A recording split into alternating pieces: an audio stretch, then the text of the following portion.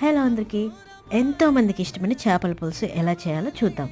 ఇందులో time taking process అంటే ఆ చేపల్ని శుభ్రంగా కడగడం. బండ మీద ఉప్పేసి దాన్ని బాగా రుద్ది తెల్లగా అయ్యేంత వరకు నేను కడుగుతూనే ఉంటాను. ఆ తర్వాత మరిన్ని ఉల్లిపాయలు, పచ్చిమిర్చి, దానికి కావాల్సిన మసాలా ఇంగ్రీడియంట్స్ అన్ని దీంట్లో ఉన్నాయి, మీరు చూసాయి.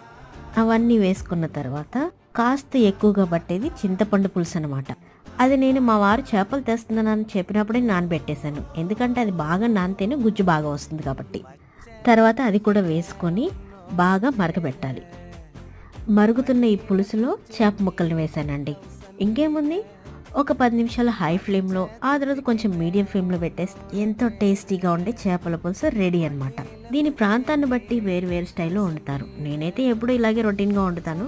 మీకు నచ్చితే తప్పకుండా లైక్ చేసి సబ్స్క్రైబ్ చేసుకోవడం మర్చిపోవద్దు.